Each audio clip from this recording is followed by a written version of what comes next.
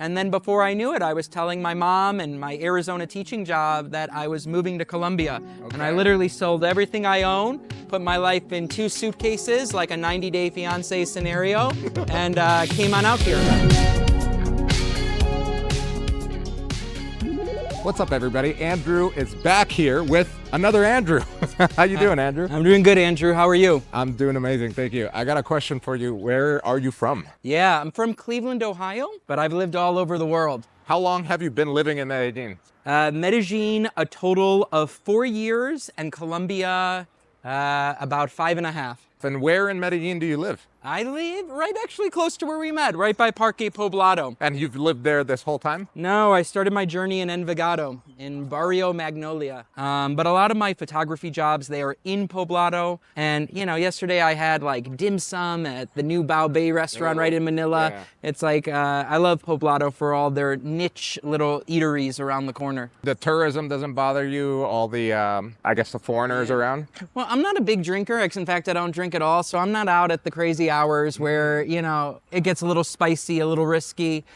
So for me, you know, walking on a ciclovia, going to lunch or dinner, it doesn't bother me so much, no. Right, that's a really good point, because a lot of people think that, you know, if you live in El Poblado, you're not gonna get away from the foreigners, but that's not true, at least in my experience, and no. It seems like in your experience it hasn't. If you're not out in, I guess, the gringo bars, yes, you're not gonna find gringos. Most of the people that live here are Colombian. Correct. All right, cool. I've got a ton more questions, Andrew. Let's get to the next spot. Absolutely.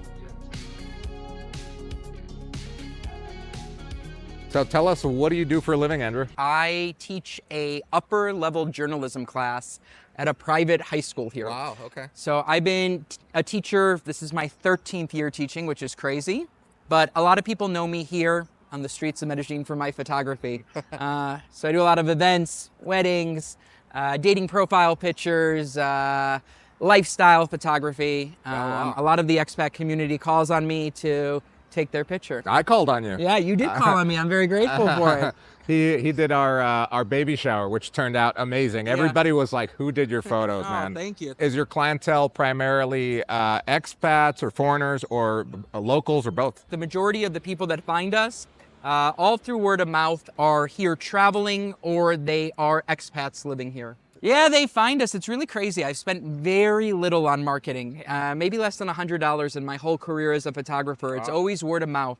I'm not truly religious, but I always think the universe is providing when you just kind of leave it up to the universe. Interesting. Yeah. And how did you get your teaching job? I'm sure a lot of people watching would want to know that, right? I ended up going back to school for a TEFL.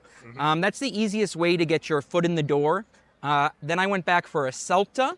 It's kind of like one level up, also great for international teaching. And so from there, I got a Arizona State teaching license through a place called Moreland University. And now I'm just a few credits away from completing my master's. So it's been one step after the next. Yeah. But if people would like to teach at a true international school, the first step is to get that state teaching license. Right. How would you say the salary or the wage? Is it competitive? Is it good? Or is it like, oh, it's lacking? In Colombia, it's probably top of the line. But if you took what I make and brought it to the US, you would struggle to pay rent and to live. Yeah. Okay, that makes sense. But here it's here great. It's okay. You know, the deal with these international teaching jobs, some of the perks, they provide your housing.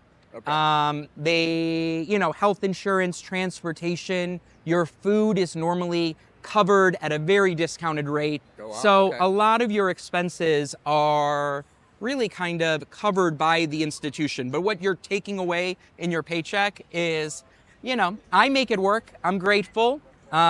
It's probably more than the average salary for sure, but it goes fast. My Colombian pesos disappear. All right, so the next question is gonna be about the pros and cons, but let's get to the next spot. Absolutely. Let's go.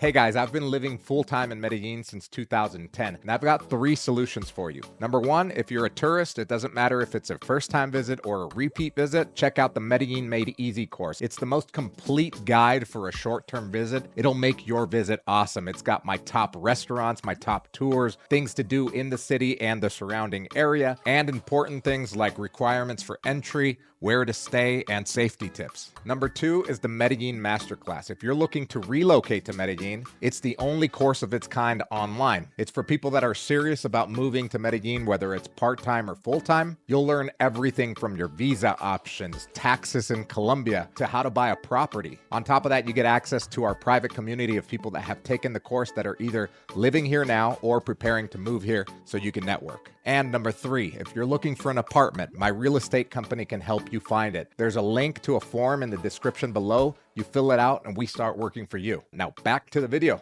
All right, let's get to the pros. What are some of the pros of living in Medellin? Yeah, well, I think just the natural beauty of it all. I mean, you go to like a shopping mall and you can just literally look out into the oasis of what is Medellin. That's true. I enjoy like anyone that has a balcony, that has a view, the green, the plants, the fresh fruit, the people. The people are so friendly, so nice. At first, it's almost jarring sometimes. You get in, an Uber or a taxi, and it's such a smile and such happiness. It's like, okay, what do you want from me? Yeah.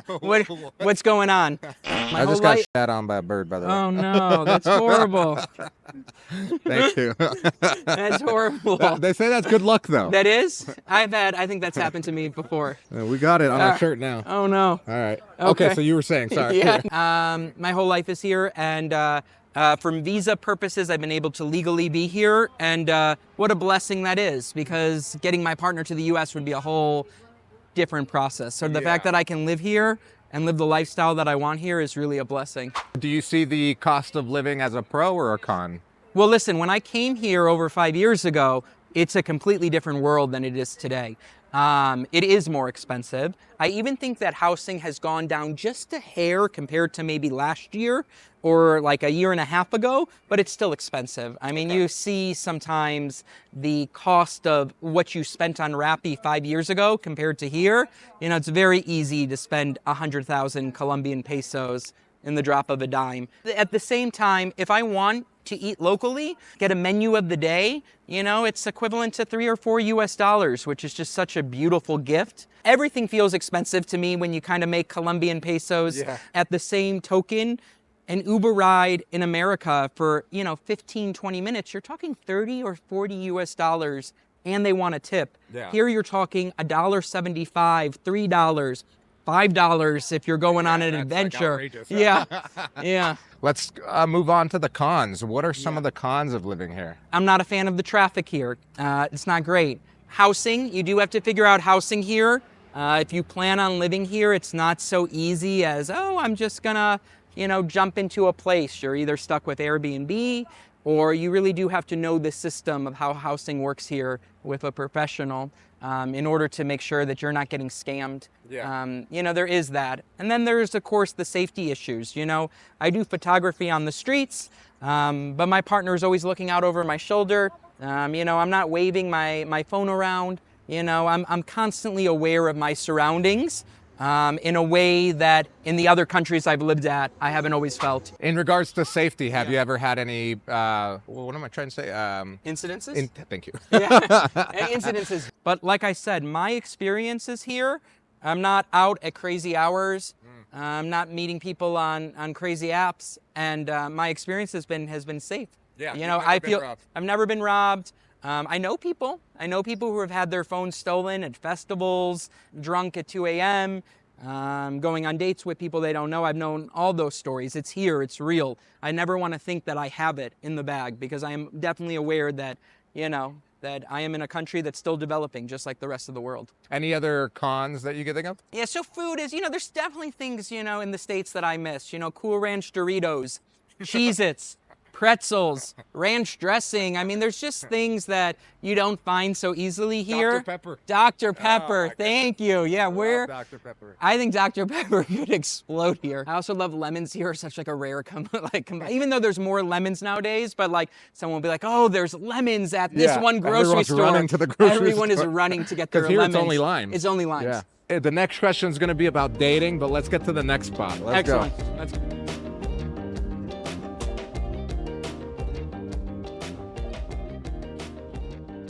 So how did you meet your partner? Yeah, so I was on vacation teaching in Arizona. I met my partner in Cartagena. I had hung out with him, for a few days on vacation. Didn't think anything of it. I said goodbye, adios. We exchanged numbers.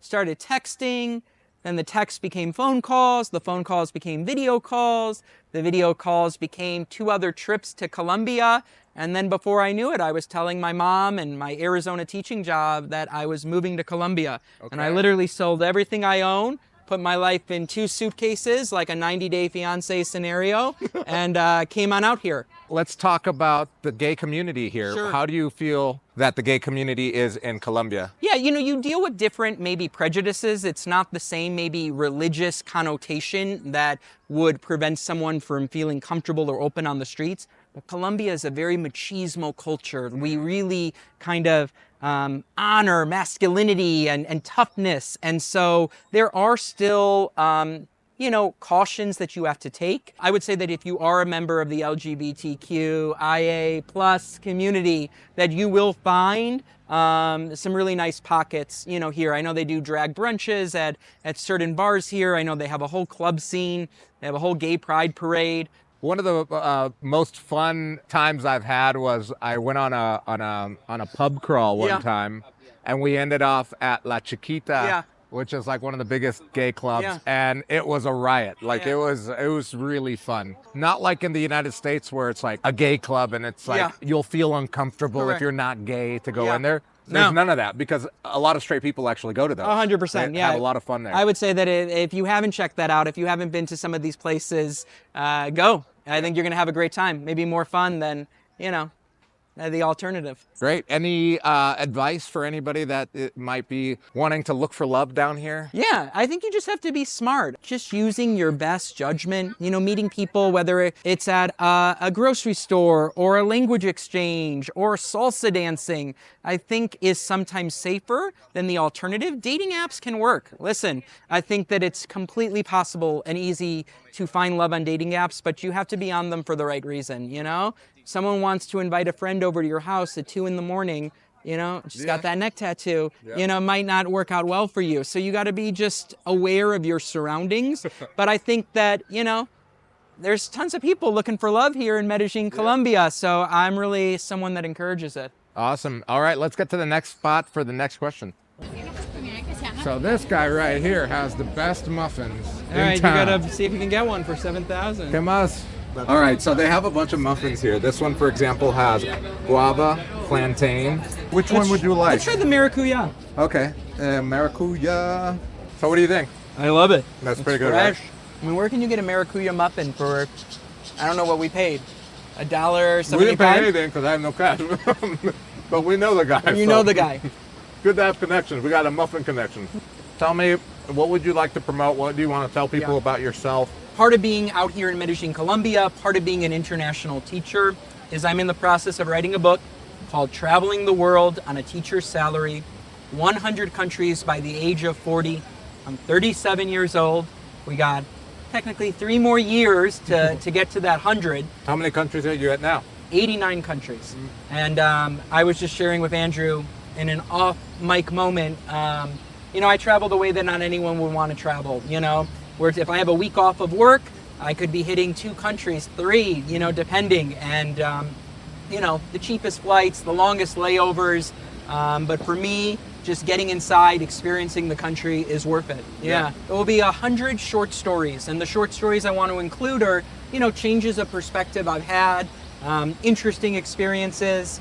Yeah, very good. Yeah. Very cool concept. That is something that I would read because it's definitely something kind of like off the beaten path. If someone wants to hire you as a photographer here, whether it's a wedding, whether it's a personal photo shoot, even I've seen you do like interiors of apartments. We say yes to everything. My partner and I, if you have a wedding, a baby shower, a family shoot, you need new great lifestyle LinkedIn photos, you can WhatsApp me, find me on Instagram at Andrew Shainker.